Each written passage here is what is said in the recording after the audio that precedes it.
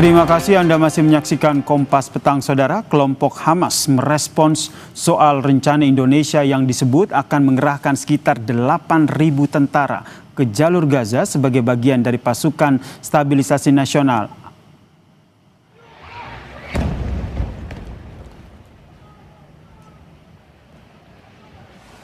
Pimpinan Hamas, Osama Hamdan, pada Kamis waktu setempat dalam keterangannya di Al Jazeera menyebut Hamas menolak segala bentuk perwalian atau pengawasan dari pihak manapun atas Gaza.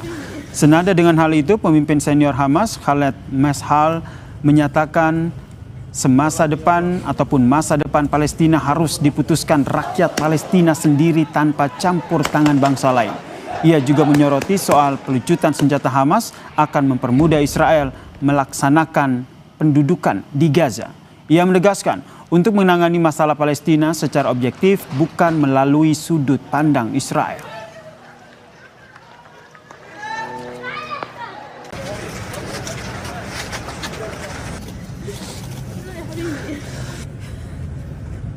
فلسفة المقاومة نحن طالما هناك احتلال هناك مقاومة. المقاومة حق للشعوب تحت الاحتلال، هي جزء من القانون الدولي والشرائع السماوية. المقاومة جزء من ذاكرة الأمم، من الذاكرة الإنسانية تفتخر بها الأمم. ولا نقبل منطق الوصاية ولا التدخل الخارجي ولا إعادة الانتداب من جديد. الفلسطيني هو من يحكم الفلسطيني. Sebelumnya, Saudara, Perdana Menteri Israel Benyamin Netanyahu secara resmi menyatakan bergabung dengan Dewan Perdamaian bentukan Presiden Amerika Serikat Donald Trump pada Rabu waktu setempat. Netanyahu mengunggah momen penandatanganan yang disaksikan Menlu AS dan juga sesaat sebelum bertemu dengan Trump, Saudara, di akun X-nya. Sebelumnya, Saudara, pada 22 Januari lalu, perwakilan dari 19 negara termasuk Indonesia menandatangani piagam Dewan Perdamaian di sela-sela Forum Ekonomi Dunia di Davos, Swiss. Dewan Perdamaian dibentuk dalam kerangka upaya mendukung perdamaian di Gaza.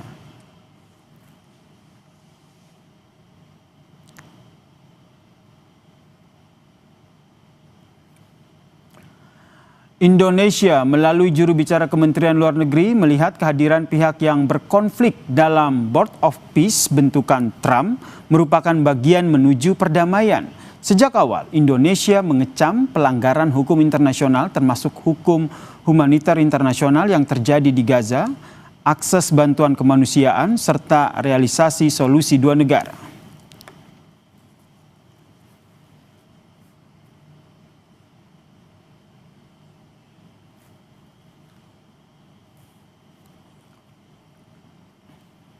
Keanggotaan negara manapun dalam Board of Peace tidak mengubah posisi prinsip tersebut. Di Board of Peace maupun di semua forum yang ada, Indonesia sejak awal menuntut penghentian kekerasan terhadap warga sipil, mengecam pelanggaran hukum internasional, termasuk hukum humanitar internasional yang terjadi di Gaza, akses bantuan kemanusiaan, serta realisasi solusi dua negara. Dalam konteks tersebut, Indonesia melihat pentingnya keterlibatan para pihak yang berkonflik sebagai bagian dari proses menuju perdamaian. Indonesia oleh karenanya akan memanfaatkan keanggotaan di Board of Peace untuk juga aktif mendorong keterlibatan otoritas Palestina dan memastikan seluruh proses tetap berorientasi pada kepentingan Palestina. Saudara, Israel bergabung dengan Dewan Perdamaian bentukan Trump sehari setelahnya Hamas kembali menekankan penolakan atas pasukan perdamaian di Gaza.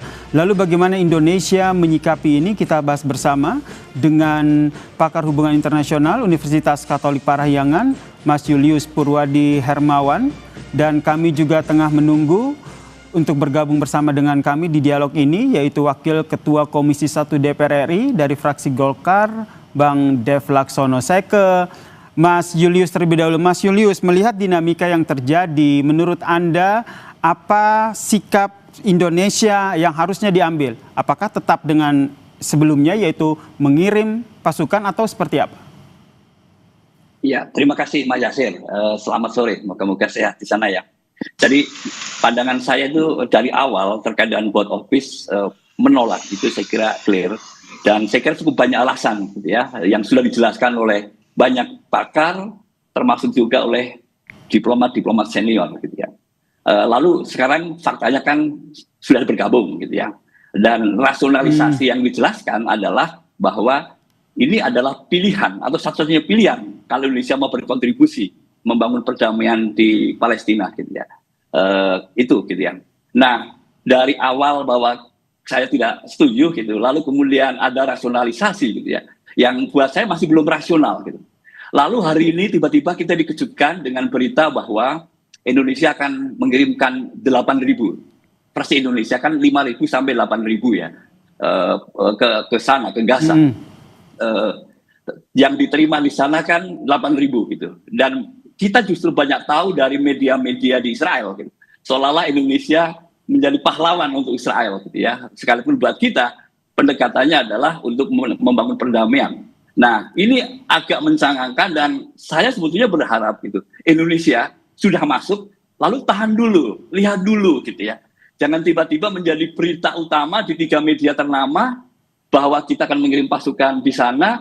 Kemenlu bilang semuanya akan didiskusikan, di mana ditempatkan semua bisa diskusikan. Tapi di media Israel sudah nyebut itu nanti kira-kira di antara Rafah dan Khan Yunis gitu ya, kira-kira akan ada di garis kuning gitu ya, menggantikan tentara Israel gitu. Nah ini makin ngeri-ngeri kita gitu ya Mas Yasir gitu. Ini yang Anda khawatirkan ya, karena pertanyaan yang sama juga yang saya tanyakan ke Mas Dev sebagai Komisi 1 begini. Melihat dinamika terakhir nih Bung Dev, Hamas tegas menolak bentuk perwalian, kemudian serangan yang masih terjadi. Dari Komisi 1 sendiri apakah tetap merekomendasikan pengiriman pasukan ini? Tapi jangan dijawab dulu Mas Dev, kita akan lanjutkan diskusi kita usai jeda. Tetaplah bersama kami di Kompas Petang. Masih bergabung bersama kami Wakil Ketua Komisi 1 DPR RI, fraksi Golkar, Bang Dev Laksono dan juga pakar hubungan internasional dari Universitas Katolik Parahyangan, Mas Julius Purwadi. Saya ke Mas Dev. Mas Dev, kalau kita lihat dinamika yang terjadi di sana terakhir kan Hamas sendiri tegas menolak segala bentuk perwalian. Dari Komisi 1 sendiri tetap merekomendasikan mengirim pasukan? Ya, pemerintah sudah melakukan pendalaman, melakukan persiapan dan juga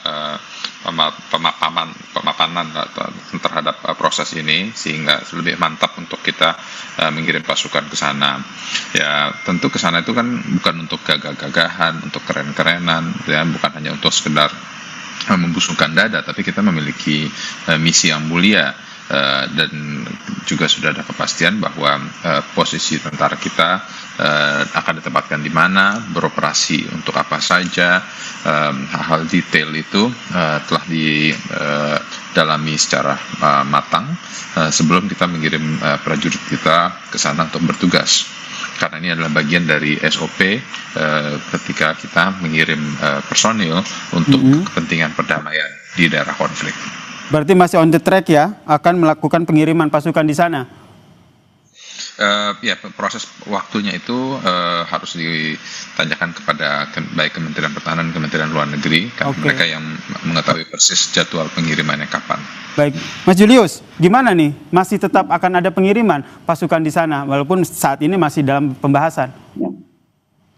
Ya, saya senang dengar sudah dilakukan pendalaman gitu ya. Pemantapan gitu, itu artinya kan sudah dikaji betul ya gitu ya.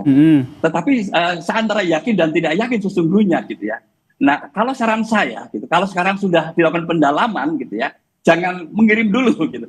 Ada tanggal 17 Februari di mana Pak Presiden akan berkesempatan bertemu dengan Pak Presiden Trump di Washington gitu, dan itu akan dibahas.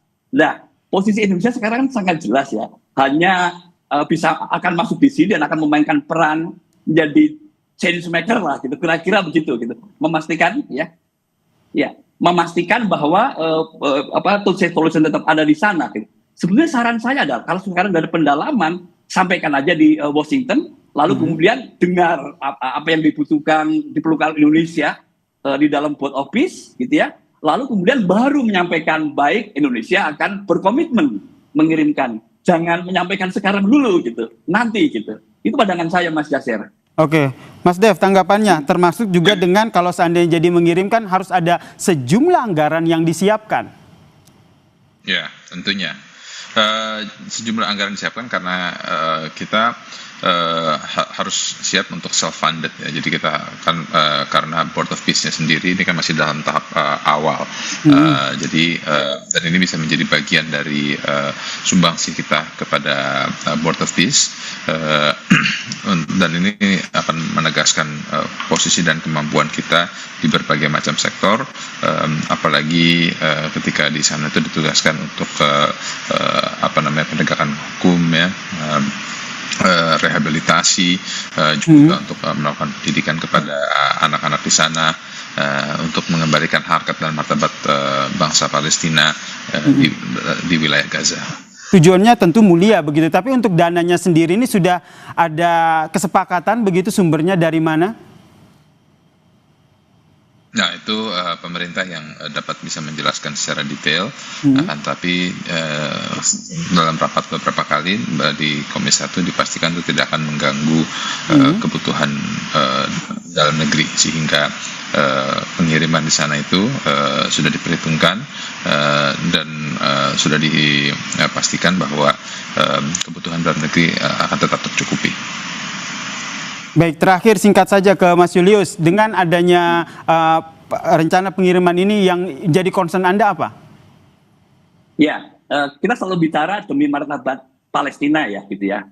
Tetapi pertanyaannya apakah betul gitu ya, gagasan Trump yang terkait dengan ISF itu benar-benar disambut baik gitu ya. Saya justru khawatir ya, Hamas sudah menyampaikan bahwa menolak foreign occupation.